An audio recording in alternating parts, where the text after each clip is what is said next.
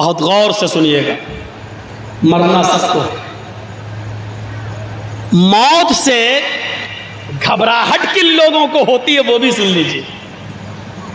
جس کے اندر ایمان کی جتنی زیادہ کمزوری ہوگی وہ موت سے اتنا ہی زیادہ گھبرائے گا۔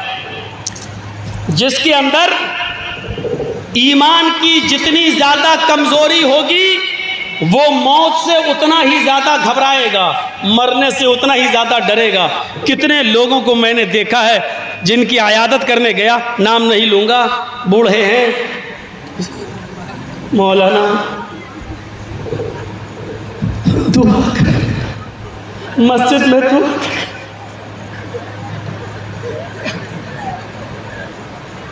اور ایک بات اور بتا دوں، دلیل کے ساتھ بتاؤں گا، موت جیسے جیسے قریب آتی جائے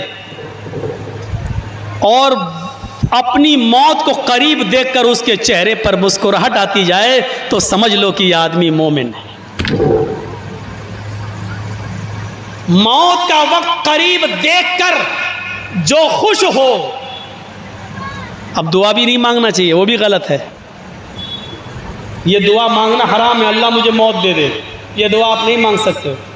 یہ بھی نہیں کہہ سکتے اللہ مجھے جلدی موت دے دے، نہیں، زیادہ سے زیادہ آپ اتنا کہہ سکتے ہو اللہم احینی ما کانت الحیات خیرا لی وتوفنی ما کانت الوفات خیرا لی، اے اللہ مجھے اس وقت تک زندہ رکھ جب تک زندگی میرے لیے بہتر ہو، اور جب تیری نظر میں میرا مرنا بہتر ہو اس وقت تو مجھے موت دے۔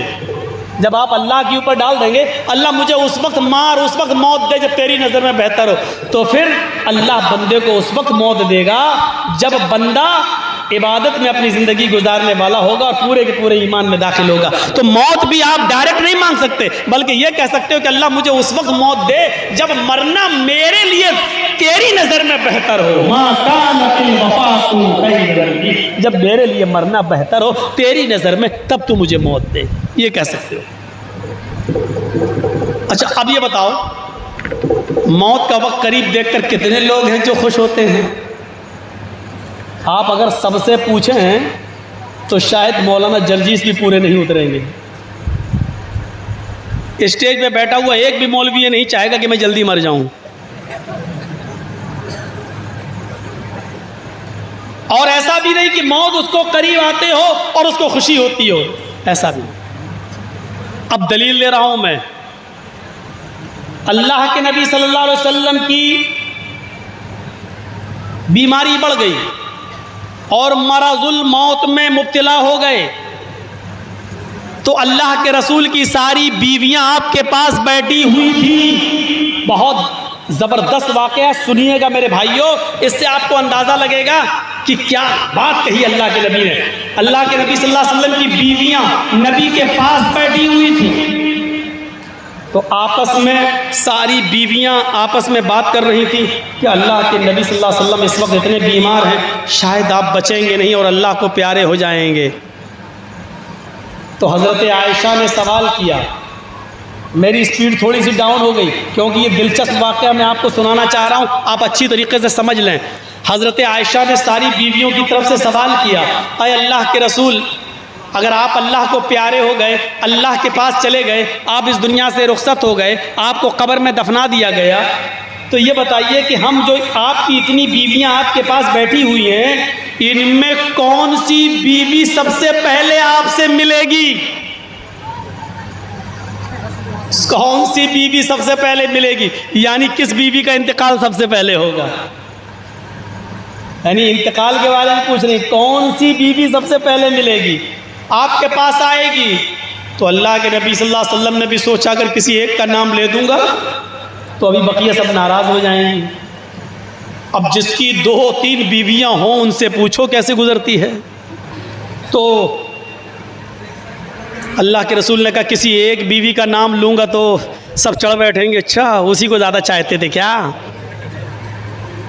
تو آپ نے شارٹ کٹ میں اشارے کنایا میں ایک جملہ بول دیا، اور آپ نے جملہ کیا بولا؟ بخاری شریف کی حدیث پڑھیے، اللہ کے نبی نے کہا ہم سے سب سے پہلے کون ملے گا؟ اطول کن یدن، تم عورتوں میں جس کے ہاتھ سب سے زیادہ لمبے ہوں گے وہ سب سے پہلے میرے پاس آئے گی، یعنی اس کا انتقال سب سے پہلے ہوگا، وہ مجھ سے سب سے پہلے ملے گی۔ حضرت عائشہ نے اشارہ کیا ہے، ادھر آؤ ادھر آؤ ادھر آؤ، ساری بیویوں کو دوسرے کمرے میں لے گئیں۔ بخاری شریف کی حدیث ہے، حضرت عائشہ ایک لکڑی لے آئیں اور لکڑی سے سب کے ہاتھ ناپنے لگیں، دیکھیں کس کا ہاتھ لمبا ہے۔ سب کا ناپنا شروع کیا، اپنا بھی ناپا، سب کا ہاتھ ناپا تو حضرت سودا کا ہاتھ سب سے زیادہ لمبا نکلا۔ ان عورتوں میں سب سے لمبا ہاتھ کس کا تھا؟ حضرت سودا کا۔ ساری عورتیں کہنے لگی سودا مبارک ہو، تم اللہ کے رسول سے سب سے پہلے ملو گی، تمہارا انتقال سب سے پہلے ہوگا، تم اللہ کے رسول کے پاس سب سے پہلے جاؤ گی۔ حضرت سودا بھی مسکرانے لگی۔ دیکھیے موت کو قریب دیکھ کر مسکرا رہی ہیں۔ مومن وہ ہوتا ہے جو موت کو قریب دیکھے تو مسکرائے، خوشی ہو۔ ہمیں خوشی ہو رہی ہے؟ نہیں ہوتی ہے۔ کیوں؟ اندر جو روح ہے وہ جانتی ہے کہ ہم نے کتنے کارنامے کیے ہیں، کتنوں کا حق مارا ہے، کتنوں کی زمین و جائیداد پر ناجائز قبضے کیے ہیں۔ تو حضرت عائشہ اٹھا لائی اور حضرت سودا کا ہاتھ سب سے لمبا نکلا۔ ساری بیویاں کہنے لگی سودا مبارک ہو، تمہیں اللہ کے نبی کی قربت سب سے پہلے ملے گی۔ حضرت سودا بھی کہتی جب تک میں زندہ رہی میں سوچتی رہی چلو کوئی بات نہیں، اللہ کے نبی کے انتقال کے بعد میرا انتقال سب سے پہلے ہوگا، آپ کی بیویوں میں سب سے پہلے میں اللہ کے نبی سے ملوں گی۔ سودا بھی یہی سوچتی رہی، لیکن آپ کی بیویوں میں سب سے پہلے انتقال جس بیوی کا ہوا وہ سودا کا نہیں ہوا۔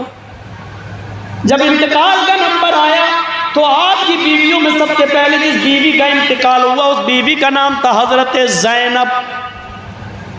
بیویاں بدل گئے ہیں؟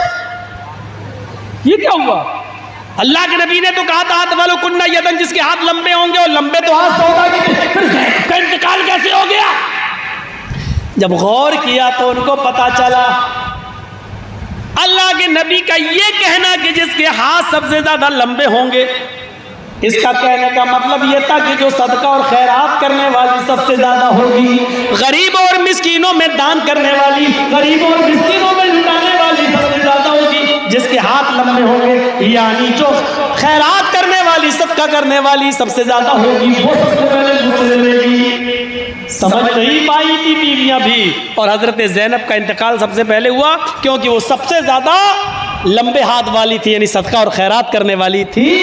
تو اس واقعے کو بتانے کا میرا صرف مقصد یہ ہے میرے بھائیوں، اس پورے واقعے کو بتانے کا مقصد میرا صرف یہ ہے کہ یہ بتایا جائے کہ وہ پوچھتی تھی کہ میرا نمبر کب آئے گا، میں کب ملوں گی، یعنی اپنی موت کے بارے میں سوال کر رہی ہیں کہ کب میرا انتقال ہوگا۔ تو مومن وہ ہوتا ہے جو اپنی موت کو قریب دیکھتا ہے تو خوشی ہوگی۔ آج تو کسی کو نہیں۔ تو اس واقعے کو سننے کے بعد آپ نے اندازہ لگایا کہ مومن موت کو قریب دیکھتا تو خوش ہوتا ہے۔